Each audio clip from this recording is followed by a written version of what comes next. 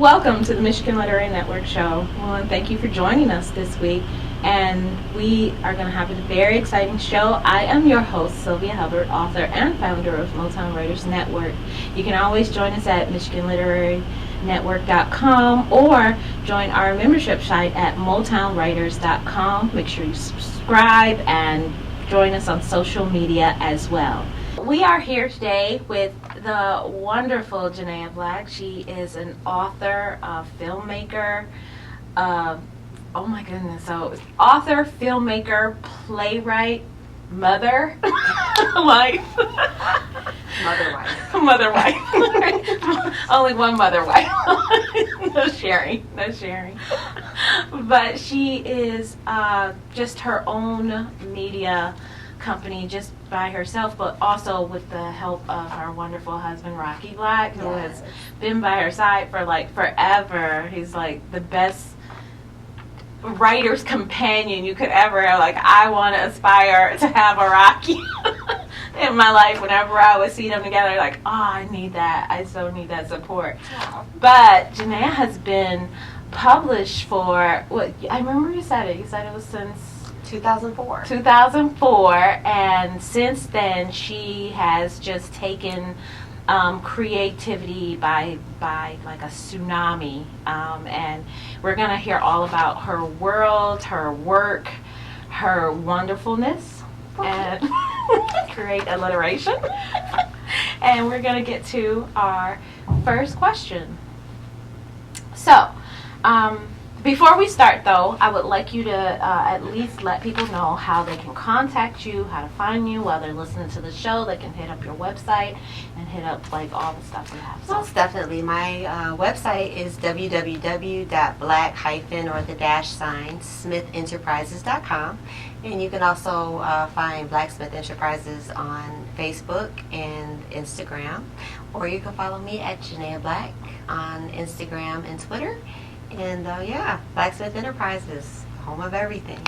Cool. Okay, so how did you get to knowing you were a creative entrepreneur? I got to knowing that I was a creative when I was young, because writing has always been my purest form of self-expression. You know, I couldn't always verbalize what I wanted to say, but I could write you a 10-page letter and let you know exactly what I was feeling. But and the entrepreneurial part came in 2004 when I decided to write my first book, which kind of sparked when I was bored at work one day.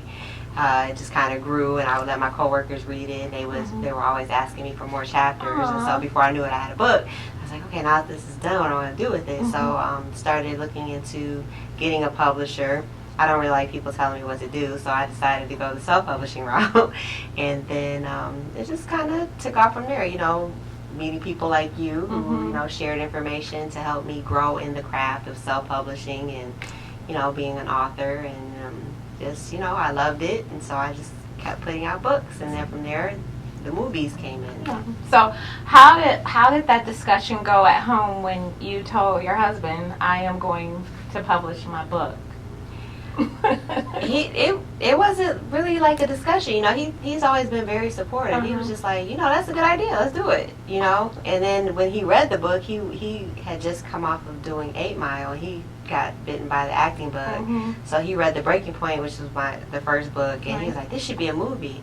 I was like, okay. And from there we just kind of started networking with people, and we shot a trailer, and went out to find our first $1 million, and that didn't pan out, so it's just like we had to rework the plan. Like, ooh, we're gonna get $1 million. Oh yeah, because the story was just that good. Somebody's gonna give me $1 million, but then we had to scale it back a little. Reality set in, and then we shot our Townsend kind of thing. Yeah. We learned a lot. We're still learning, but our first movie, Till Death Do Us Part. We started out doing shorts, and then our first feature was Till Death Do Us Part, and we just been going from there.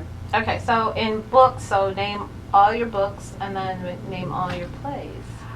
Book, The Breaking Point, As Told by the Other Woman, Beautiful Rage, The Break of Dawn. Those were the Prison Chronicles series. Right. And then we did The Breaking Point as a play, and then I followed that up with a faith-based play called Idol. And You know, in between that, we did Till Death Do Us Part was the first movie, and then I Am My Sister's Keeper, and then we just released Warrior Pride, December of 2018, and now we are in pre-production for Turn of the Cheek, which is based on my fourth book. Yay! Awesome.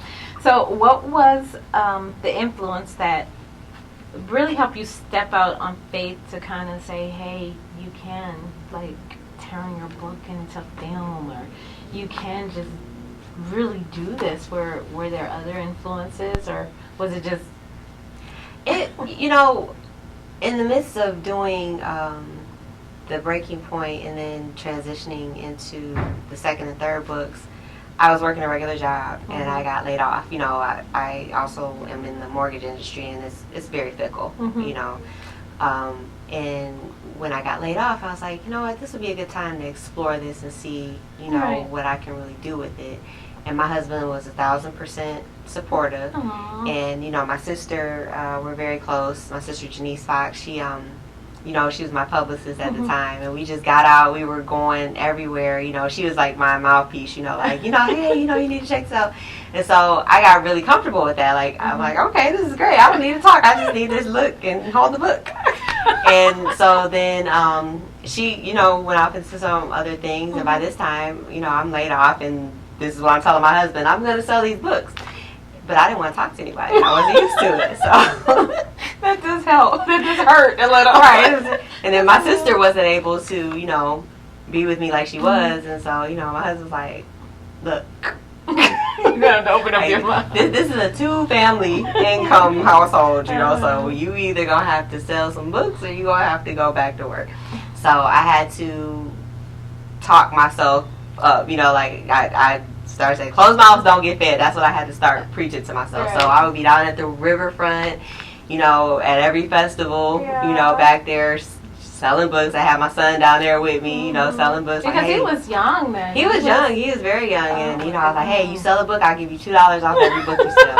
You know, so he's all about his money. He'd be down there like, oh, buy my mom's book. But, I mean, it was a great experience because it really taught me how to sell. And then I met a lot of great people. I met William Meredith down there. We were down there selling books together. And it was just a really good experience. I learned a lot. But it's definitely a labor of love. You have to love what you're doing. Yeah, definitely. Because if you don't, you'll burn out.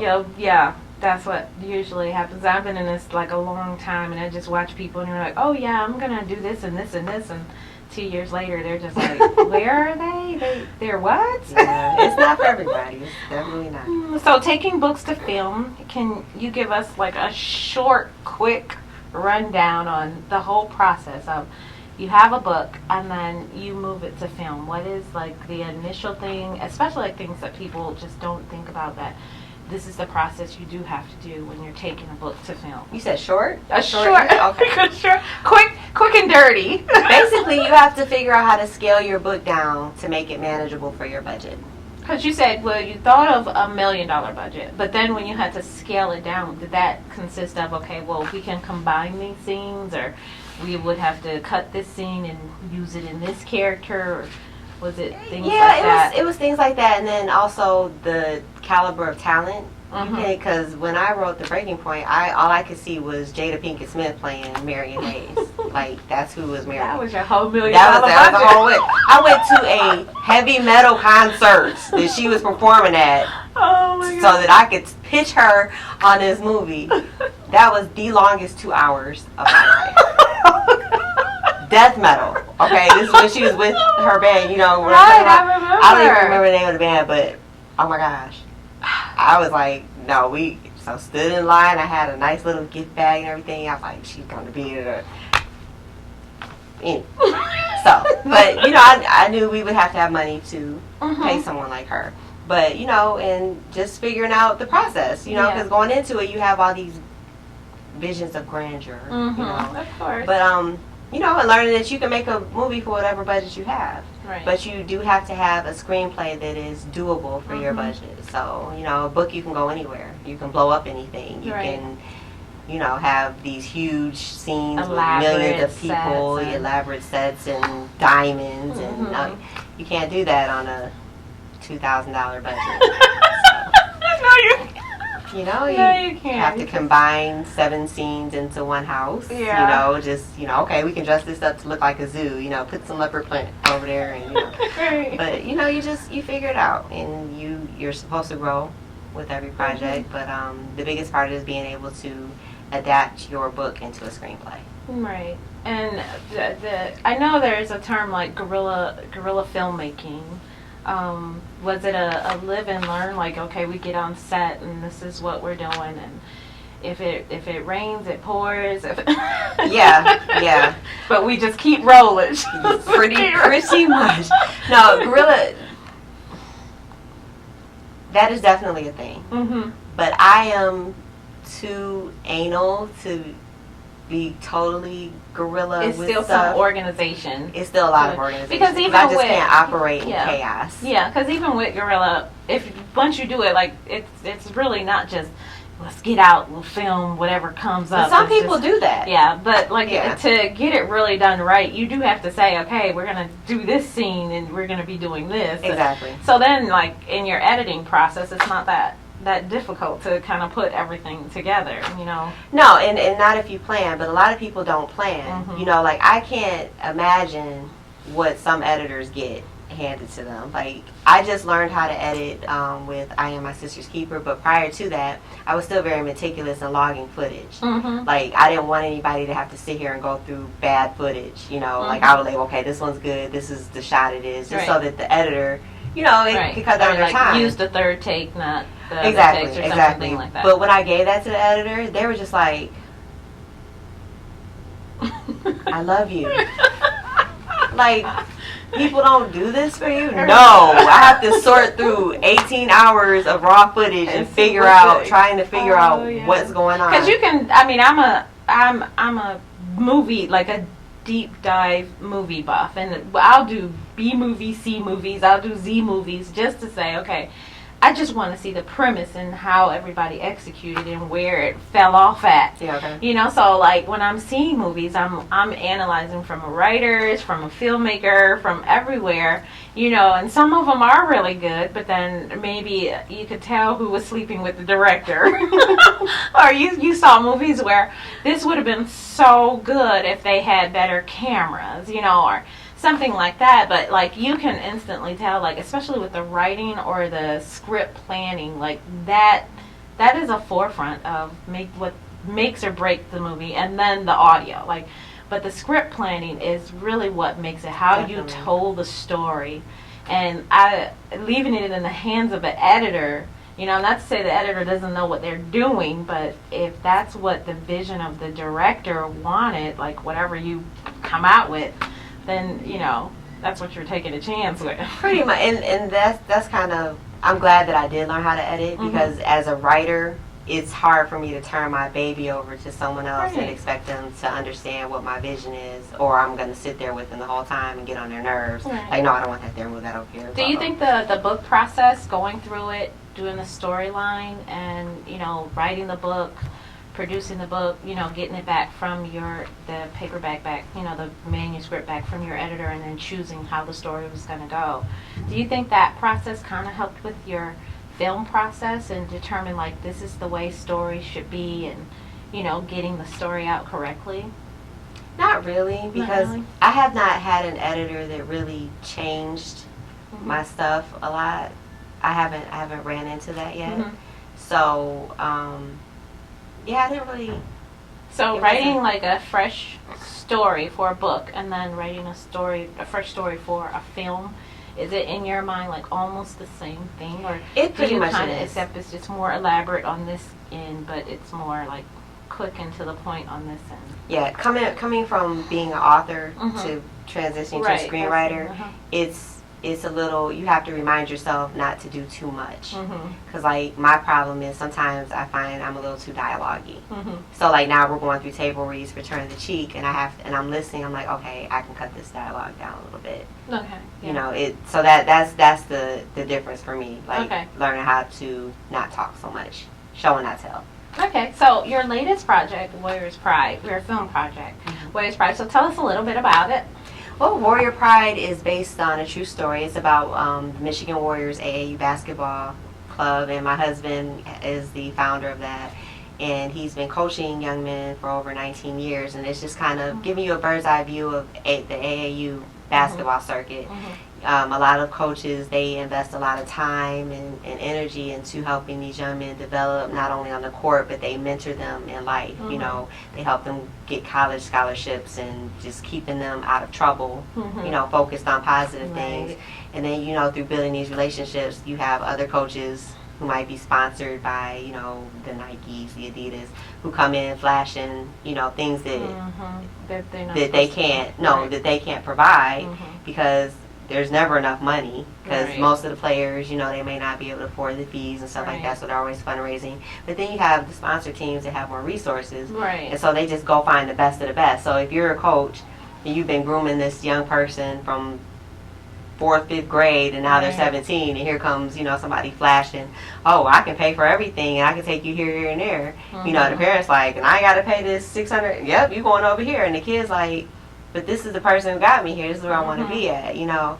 And it just kind of, and then it also looks at like the parents who want to live vicariously through their kids in their sports careers, or the parents who just don't care. Because that's becoming a big issue. The parents are living vicariously and starting a lot of trouble. Yeah, because everybody thinks their kid is the next LeBron, the next. But you're also making a child choose, like, do I want to go with what I want to do, or do I want to go with my parents? So that's just like saying, okay, you know, worse than divorce. It kind of is, but it's just like it's a bird's eye view of a culmination of 19 years of experience of different things. So we're going to take a commercial break, but first we're going to see the trailer for Warriors Pride, which is available on Prime Video, and also it's on Tubi, Google Play, and YouTube Movies. So yes, please check it out. So we're going to take a look at Warriors Pride. Take a look. What seems to be the problem with you two? Did y'all forget you're on the same team? So if your brother don't shine, you don't shine. We all got a role here to play, so we all can shine together. All you can do is what you can do, and let God do the rest. Honey, what he has for you is for you, and nobody can take that away from you, no matter what. So you sniffing around my players, huh? Hey, no need for the hostility, man. I'm just telling the boy what a good game he had, that's all. Stay away from my players, Stoney. I know you play for the Warriors. I know you like playing for the Warriors. But at this point in your high school career, it's time for you to start thinking about your future. Right now, it's either go hard or go home empty-handed. And I don't know about you guys, but we done been through way too much and done fought way too hard to go home empty-handed.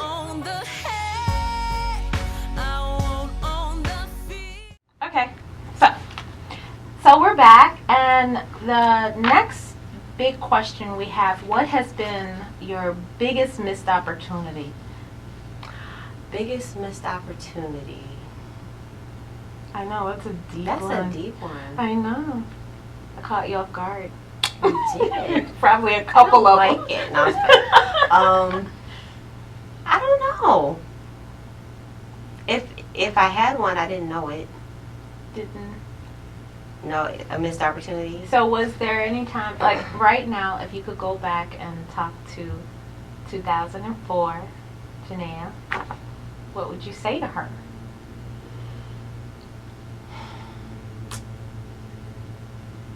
Just let go. Like, I'm so tightly wound. I would tell 2004 Janaya to just relax. Relax and, you know, be in the moment more. That's probably why you missed opportunities, because you were I probably didn't even realize it, because, you know. Okay. Now I'm going to go home and not be able to sleep. I'll be trying to figure that out. I'll call you like, I got it. So, being an indie filmmaker in Detroit, how receptive has the audience been here? The indie audience, in terms of the filmmakers, the people that come out to the films, and just the support in the indie market in Detroit, Metro Detroit, Michigan. The support has been amazing. I can honestly say, like, people have been very supportive here in Detroit. They welcomed us with open arms. They watched us from our first project and growing with us to our last project. So the city has really, really shown us a lot of love and support. Oh, that's cool. And what would you say to someone who's listening to this and says, okay, now I would like to turn my book into film? Like, what should be like the first thing they need to do? Like, just like after finish watching this, I need to... If that's something you would like to do, turn your book into a movie, you need to study the craft. Like, definitely, I would say look at movies that are kind of in the same vein of your book, that you know, kind of visualize your project. Not just the good ones. yeah, study the bad ones as well to see what you don't want your movie to look like. But study other films and also, you know, study script writing. You can go online and find scripts to learn, you know, the proper formatting and the proper language, you know, for writing scripts, and just study all aspects of filmmaking to see if it's something that you really want to get into, because people have a misconception that it's easy because it looks, I guess it looks easy. It doesn't look easy to me, but it's not. It's not rocket science either, but it does take a lot of time and dedication and planning. Like, you really want to try to be organized if you're going to do a film. Right. It'll make your life a lot easier. And you also talked about, we were talking about this earlier, but you talked about the strength of networking as well. Like, in the learning process, I remember you mentioned get out there and network or volunteer to know how to do films. Yeah, let me tell you something. Okay. I do that with triggers. If you want to make a movie, you've never made a movie, volunteer to be on somebody else's set. My email address is blacksmithenterprises@gmail.com. If you would like to be a production assistant so that you can start getting your feet wet and learning how a set runs, email me. I need interns. Ting, ting. Like, let's do it. No, but I mean, it's long days. I mean, we're on set anywhere from 8 to 10 hours plus a day. It's like we don't leave until we get it done. But you're learning. You're learning, and we have fun. Yeah, even if you're just wrapping the cords all day, you're still learning. Like, just the camaraderie, how the director is putting things together, how people work in tangent to making sure things get done. I mean, it's a lot of jobs, just even on a small set. Oh yeah, on a small set there's even more jobs because you have to wear so many different hats. Right. It's like like a big set where you just, you know, if you're the AD, that's your only job. You know, with us it's like you might be the AD, you might be holding the mic one. The credits are like 5 seconds because everybody did it. Right. You might be doing makeup and hair, and then you got to go, you know, work the camera. That's just what it is. You know, indie filmmaking is just that. It's But you learn a lot. You learn a lot and you have a lot of fun. But like, if that's something you want to do, that's what I would say. Volunteer to go work on someone else's set. That is the best way to learn what to do and what not to do. And there are a lot of networking events. People don't even know they have a lot of film networking events around Michigan. I mean, not just the film festivals, but also just meet and greets. Sometimes just people doling out information, because a lot of people come to me and say, okay, well, I don't know how to do this. And I'm like, there's no excuse. Like, they usually have something every month where people can just go and network and just go ask questions and find out. That better not be me. Okay. But you know, people will have workshops, and then I hear people, they ask me all the time, how can I do this or how can I learn to do this? But then when stuff comes up, they don't take advantage of it. Right. And a lot of the times it's free stuff. It's like, why don't I see you here? You know, so like, and you're right, there's a lot going on. They just had the very first Detroit Filmmaker Awards. Yeah, I wasn't able to attend, awesome. but I heard it was a really, really nice event. That's a great networking event. Support that kind of stuff. I know that Moolah Films, they do a lot of different workshops that they post on their Instagram. The Trinity International Film Festival, they have events all the time. And there's a lot of different other organizations in and around Metro Detroit. And I know even April Smiley, she does the script writers meetup where, you know, she tries to get people in to talk about screenwriting and how to change your book, or even how to, you know, write a script, and she gets experts in. And I mean, it took her a long time, but like, it's slowly growing, you know, where people are actually saying, oh, okay, well, I need to go. But that's crazy to me, because I hear people say all the time, oh, how can I learn how to do that? But then you hear that there's 3 people in a class. Like, why? Why is that like that? Oh, yeah, it's been like that for... Don't get me started. Do not get me started. There's a couple of conferences we want to talk about. Okay, so what do you want the audience to, when you're doing films, what do you want like your audience to take away from, knowing that you were a part of, the film community in Detroit? What do you want people to know, like your contributions or just the hard work or just the theme of your films itself? More so for me is I want people to walk away with a message from any of my stuff, because I try to write with a purpose. Mm-hmm. So if the theme of the movie is forgiveness, like with Turn the Cheek, or if it's perseverance, like with Warrior Pride, Mm-hmm. if it's don't kill your wife, like with Till Death. That'd be like a little... It's a little merch. Look, I have transitioned, not so much with the crazy anymore, but there's always a message, though, a message of morality with most of my stuff. So, But most things in life starts out with a mess that turns into a message. So, exactly, and that's exactly how I write. It's a mess that has a message, and that message may vary, but there's always definitely a theme with everything that I do. So with your new book, Turn of the Cheek, and let's go into like a deeper synopsis, because this book project, which is going to be released at the end of this month. Yes. And then you're also starting the film project on it as well. I think shooting in September, right? Yes, we start end of August. So with Turn of the Cheek, so let's go into like a deeper synopsis of like what's it about. And okay, this film is about forgiveness. It's about two families who are brought together by a murder. And in the midst of facing the murder of their son, a couple has to face not only their murderer, but being compelled to help the child that the murderer left behind. So it's like, how do you love this child and hate their father? So it's really a deep look at forgiveness, because the Bible says if you don't forgive, you can't be forgiven. So how do you forgive something like that? Yeah, that's hard. And it's just a really powerful story about learning to forgive. And the hashtag Diesel, he is one of the actors for the movie. He actually said, you should just call this You Gonna Cry. Because, I mean, every time in rehearsal, we're all in our feelings and stuff. But the story is just so powerful. That's going to be the official hashtag on the movie. But it touches on a lot of things, because, I mean, there are kids out there every day where, mothers are supposed to love them, but every time they look at them, they think of their fathers. Yeah.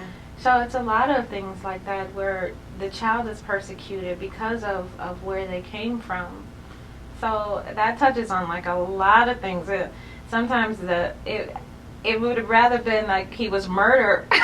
He was the murderer rather than just the baby daddy. That's very true, though. I never even thought about that. That's a great parallel, actually. Yeah. So. But I mean, this story is really going to make you look inside yourself to see, would I be able to do that?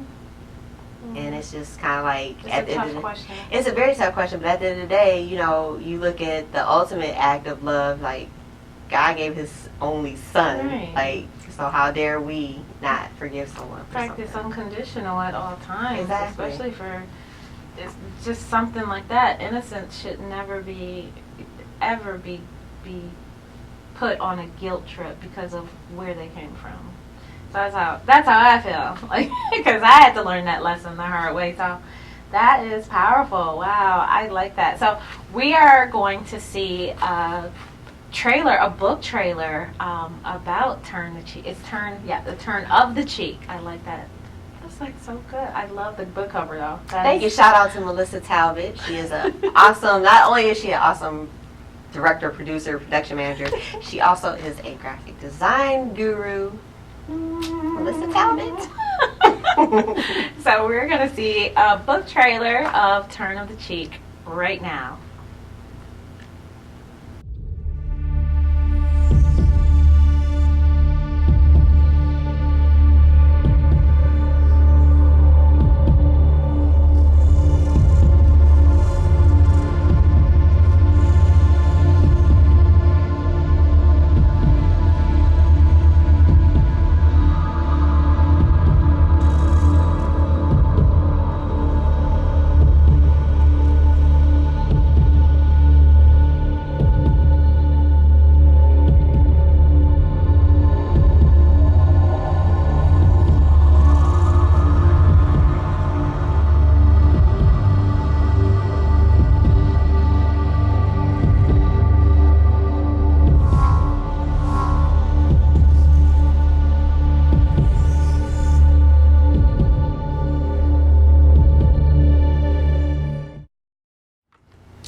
so we are back. I hope you enjoyed that wonderful book trailer. And of course, you're going to make sure we can get that almost on pre-order now, probably by the time everybody's watching this. So, yeah, it'll be available on Amazon. Amazon, Smashwords, and also on the website, black-smithenterprises.com. And then when you go to the website, make sure you subscribe for updates so we can find out everything's going on with Miss Janaya Black and everything that she's going to be coming up with. So we're excited.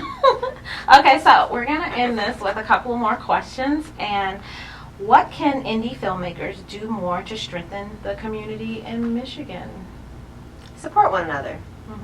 Support one another. That's one of the things that like the Atlantas and the LAs do. They come out in large numbers to support each other, their peers. Yeah. So that's really important. I mean, you understand that people can't go to everything, but instead of running out to see Tyler Perry, go see a Kamal Smith or a Melissa Talbot, Dennis Reed, or Vanessa Lynn or Moolah Films. People that are here. And sometimes people don't realize, like a simple retweet or Facebook post. Free support. That's free support right there. It's like if you see something you like, or there was a movie that you enjoyed and it's an independent film, post about it. Right. That helps us tremendously. Send that link out and just encourage people to especially to watch it. There's so many movies on free platforms now, like people with Amazon Prime, you have Tubi TV. Those are all free platforms where you can watch independent films. Right. So, reshare. That's free. I mean, people will repost negative stuff all day long.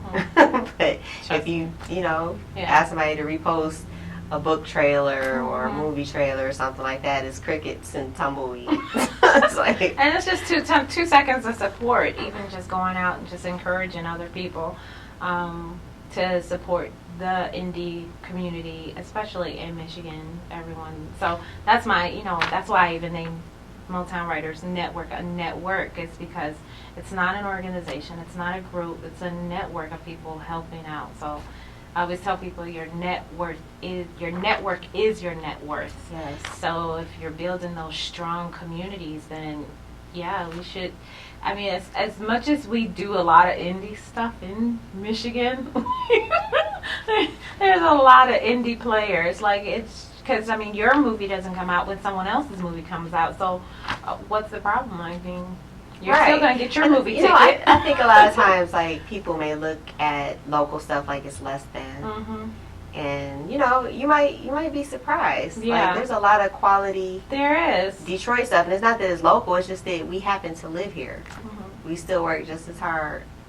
But with today's technology, it's becoming less and less expensive. Yeah, that's very true. To get a really good production out, but just the quality of writing, the quality of just the actors, the indie actors that are coming on the scene.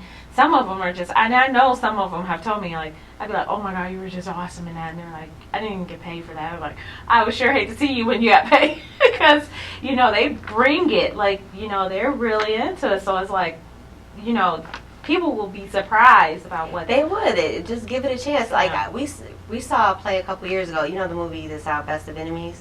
That was done as a black box play at the Matrix Theater, and it starred Des Cortez Crenshaw and Katie Fullerton. That was the best play I've ever seen. It was amazing. They had the accent, the southern accents, the dialect, everything. And that was by far leaps and bounds better than any Tyler Perry play I've ever seen. And not saying that Tyler Perry doesn't do good plays, but I'm just saying it was heads and shoulders, content-wise and acting-wise, above anything I've ever seen him do on stage. Awesome. So give it a chance. Give it a chance. Yeah. So last question. So in this book, In Turn of the Cheek, now that you're going into the movie of it and everything, by the end of the year, what do we expect from Janaya Black in 2020? In 2020, Perfectly Toned the Cheek will be coming out, red carpet premiere, and the book will be on the New York Times bestsellers list. Wink, wink, wink. Wink, wink, wink, wink. But you know, we want to continue to put out good content. So once we wrap on Turn the Cheek, the movie, we'll be moving on to the next film project because we have a catalog of things that we want to shoot, and you know, hopefully, I like to keep putting out books. It was 11 years between number 3 and number 4. But it wasn't like you were sitting around. Just No, like no, some no. authors just sit around and say, "Oh, I'm coming out with another book." You've been pretty busy between those. But I definitely want to continue to put out content, whether it's movies, books, or plays. I just want to keep putting stuff Well, I want to out. thank you for your contributions to like just the indie community, to the creative community. I mean, you do so much, and you do highlight like other people. You don't just say, "Oh, the spotlight's off for me." So I want to thank you for all your hard work. Well, thank you. I want to thank you for all your hard work. Aw, I mean, thank you've been doing it hugely Aw. since I've known you, and you're so unselfish, and you're so, you know, generous with information and with your resources. So we're so fortunate to have you here in Michigan where we can reach out and touch you. I don't know. I want to be touched. You're touching me. So I want to thank Ms. Janaya Black for joining us today. She has just been uplifting. It's always wonderful when we sit and talk. So it's just like, oh God, it's like we learn so much from each other, and then we get so much from each other. So it's wonderful to have her, and I hope you support her and her book endeavor that is coming up at the end of this month, and also her film endeavor that will, yes, a red carpet release. So we are gonna get on home, and I want you to make sure you share this show, especially with other filmmakers, other writers who want to know about the book world, the film world, and who just want to encourage and support everybody. So thank you for joining us at the Michigan Literary Network show, and make sure you join us on our website at MichiganLiteraryNetwork.com for more shows. Subscribe for updates, and of course subscribe for more updates about Turn of the Cheek and more information about what Janaya Black is up to. Warrior Pride. Warrior Pride. I am my sister's keeper. Watch it on Tubi and Amazon. Please and thank you. Bye.